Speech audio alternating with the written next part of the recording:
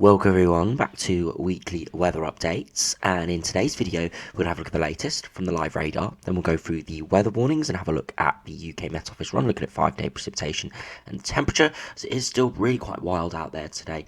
We'll be settling down a little bit for some, but that also means temperatures are going to drop as colder air does sink southwards. Really quite cold Arctic air again sinks southwards. And then towards the end of the video we'll have a look at the longer range, look at the GFS and the ensembles, as it does look like it will be turning milder next week, at least for a period of time. Looking like it's going to be turning milder. It isn't going to be any sort of warm spell. It is going to be quite warm upper air temperatures, but with a lot of cloud and precipitation around, yes, we will see mid-teens, maybe high teens perhaps, but it's not going to be anything too crazy at all.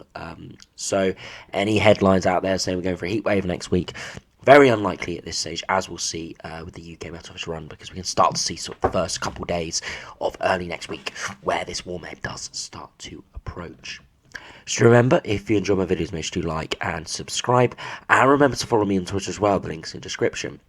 So we do start on the live radar at the moment. You can see big swirl of cloud and precipitation all the way around Europe, or northwest Europe at the moment. Heavy snow into Norway and Sweden, and then heading further southwards we do have more precipitation and quite a few thundery showers and thunderstorms moving through parts of Germany, France, and you can see some heavy snow across the Alps as well. And you can see the centre of the low is positioned out sort of in the North Sea, and you can see also precipitation spiralling in the UK, heavy showers, heavy fast moving and potentially thundery showers as well. You can see some of these lighter colours, oranges, reds, showing very heavy torrential precipitation and indicating the potential for thundery activity. And these showers are spiralling through. You can see a portion of heavier precipitation, more widespread precipitation moving through northern England at the moment, spreading into the Midlands and into East Anglia later on. And you can see some of it is turning to snow over high ground as we are starting to see a little bit of an undercut. And if we do move further northwards, you can see heavy wintry showers now packing in to Scotland quite widely. All areas seeing these showers. They will continue, quite fast moving, so it will be very much on and off. But over high ground, you could see some accumulations, and there are weather warnings in force for ice over the next day or two.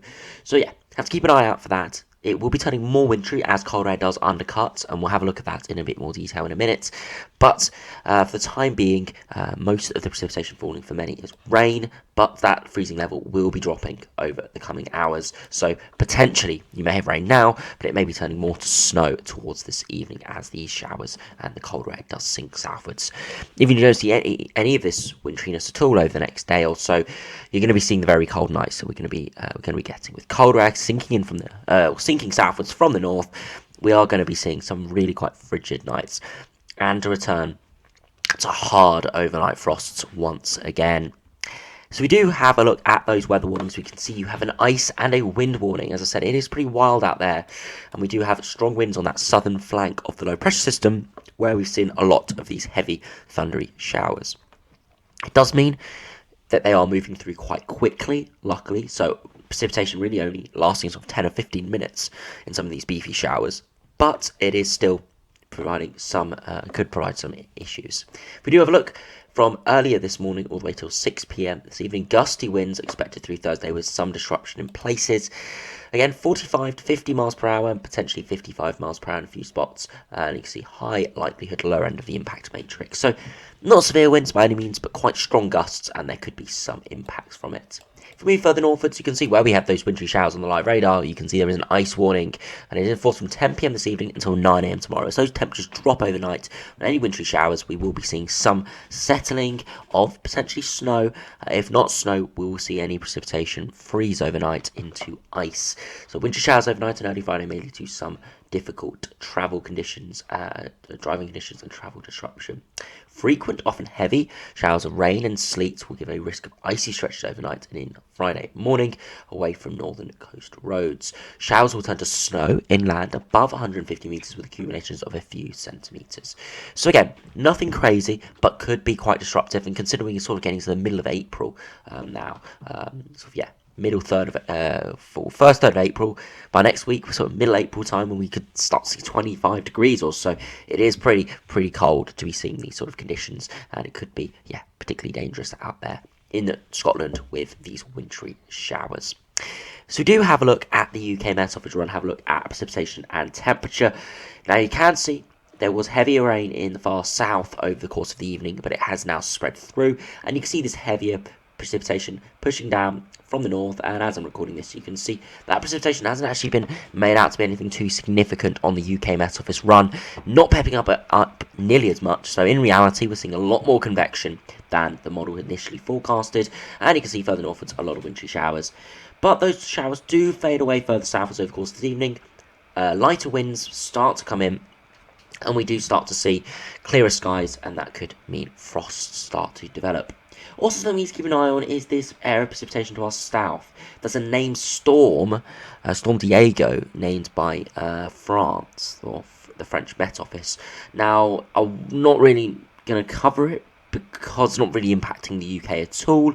We do have some precipitation edging into the far south, but by no means is this storm going to be affecting the UK, with the most severe impacts towards Europe. Now, a couple of days ago, perhaps this was looking like it could clip the south, but right now it is way to our south. So anyone saying we're going to be hit by Storm Diego is definitely overhyping it, sort of clickbaiting, because we're not going to be seeing anything too severe from this at all, except maybe some thicker cloud and some precipitation maybe along the far south coast.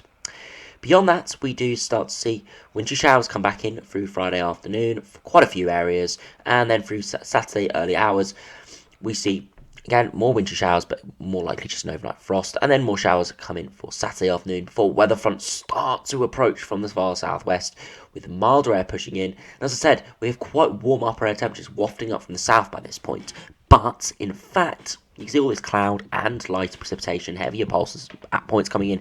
It's going to mean it's not going to feel all too warm at all. Now, if we do have a look at the wind gusts just temporarily, you can see why we have a yellow warning force. 40, 50, 60 miles per hour is possible, but nothing too crazy. And yeah, you can see for Storm Diego, there are some stronger winds, but it's just off the map at this stage, so we can't see exactly what's showing with that.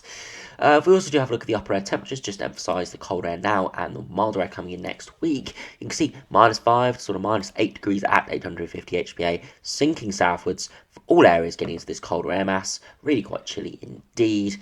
All the way through Friday, another reinforcement of colder air before we start to get pushed away from the southwest. And you can see right towards the end of the run, we're starting to see sort of 10 degrees at 850 HPA push in from the south. Really quite warm for upper air conditions this time of year. But, as I said, with the cloud and the rain, it's not going to feel all too great. If you do have a look at the 2 metre temperatures, though, just to see how they do compare, you see early this morning, widespread frost across the north where the freezing level has dropped and that cold air is pushing in. Not too mild at all, really, today. 12 degrees in the south, but where that cold air is sinking southwards in the north, you can see it's more towards a mid-single digits down to low single digits. And by this evening, all areas starting to get in that colder air. Many areas in the Midlands, northwards, are getting down to a frost. Far south, maybe only 3 or 4 degrees. Tomorrow's going to be quite a chilly day once again, only 8 to 11 degrees. Not bitterly cold, but feeling pretty chilly with a strong wind chill out there. Friday evening into early hours of Saturday, again, widely down towards low single digits, if not towards freezing. Really quite cold indeed. And then by Saturday afternoon, once again, chillier day, 10 to 12 degrees maxes. And further northwards, more towards single digits, if not low single digits across Scotland. And then on Sunday, another widespread frost, really quite harsh frost across many central areas, but milder air is pushing up from the far southwest, so in the day it's not going to feel all too mild, 12, 13 degrees, that wind direction is starting to veer in from the south, but by Monday evening you can see potentially a little bit of a frost further northwards and eastwards, but for many areas, milder air is pushing in. You see by Monday afternoon, maybe 15 degrees across the far south, sort of in central England, but as I said, it's not going to feel all too great with a lot of precipitation around and cloud as well. And you can see by Tuesday, still potentially a bit of frost further northwards, so they're hanging onto that colder air, potentially seeing some clearer skies. So yeah, it definitely doesn't look as turning milder, at least for the south next week, but whether there's anything too significant, I would doubt that at this stage. So we do now have a look at, we'll finish the video by having a look at the GFS and the ensembles. So you can see a big low pressure system around at the moment, really quite unsettled, and you can see northerly winds packing in, and you can see Storm Diego just to the south heading into France, not affecting the UK at all. So don't believe any headlines for that. And then we go back into another direct northerly, very cold air before we see low pressure approach from the southwest, bring up a briefer southerly wind, and that's when we see that warmer push of air before that low pressure runs in, bringing unsettled conditions, and then we generally go into a westerly regime. Now, in the longer term, high pressure starts building over the top and to our north once again, and we're building in an easterly flow. Now, of course, we are getting towards end of April here, so that easterly flow is not really that cold at all, but it is chilly. It will be below average temperatures and continuing the risk of frosts as well. So we do run it back and have a look at the upper air temperatures. Very important to have a look at what they're showing. You can see real cold air sinking southwards over the next couple of days. Really quite cold on Saturday, even into early hours of Sunday and east as well. See that push of warmer air in the south. Could be quite warm across parts of Spain and France. But for the UK, as I said, cloud and rain more prevailing.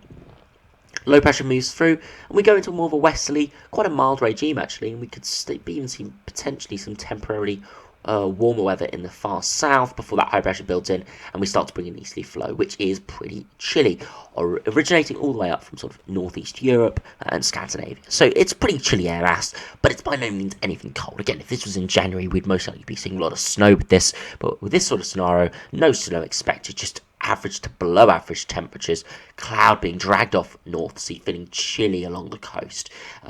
Not great conditions for sort of end of April. So hopefully this scenario doesn't come off. Again, it is in the longer term, and it does sort of follow the theme of the blocking patterns we've had recently. So we'll have to keep an eye on it, but it does look, at least before this, it is going to be turning a little bit milder from the west for a time.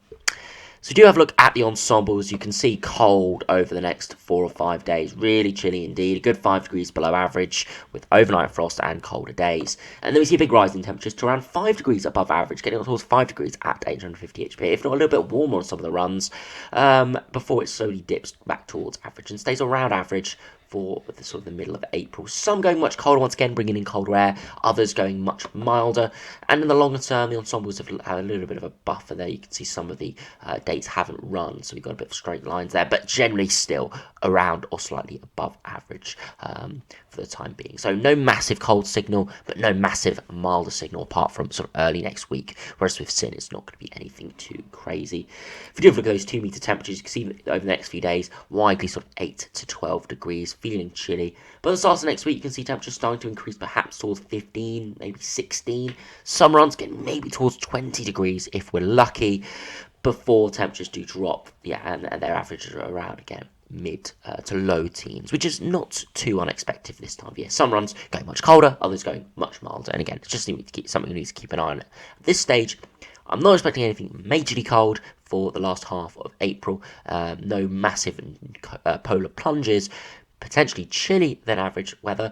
But at the same time, I'm not seeing anything massively warm either, because even if we do start to bring up a southerly wind, it's most likely at this stage going to be associated with cloud showers and thunderstorms. So if we do have a look at the ECMWF run, see how that does compare. Again, very cold over the next few days, getting down to good 5 degrees below average, and then trending much above average, 5+ degrees above average, maybe even 7 or 8 degrees above average. And then you can see it sort of continues and stays around or above average. So ECMWF run is definitely more optimistic of milder or warmer than average weather. So ECMWF run definitely showing that in the longer term. Good couple of degrees above average in the longer term. So very interesting seeing that, with the GFS being more close towards average. It is in the longer term, so things can change very, very quickly.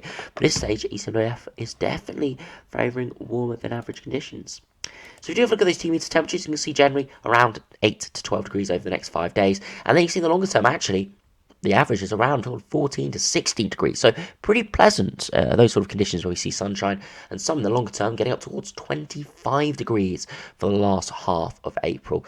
No guarantees with that. I wouldn't take that literally at all, but it is something we need to keep an eye on, as there is some potential there. So anyway, hopefully this cold weather does pass quickly and we do see some milder or warmer weather over the coming weeks. But at this stage, do stay safe out there with the wilder weather we have around at the moment, with a lot of wind, heavy showers, thundery showers, and of course wintry hazards as well, with snow and ice, and of course frosts more widely. So do stay safe out there, and I'll see you again for another video soon.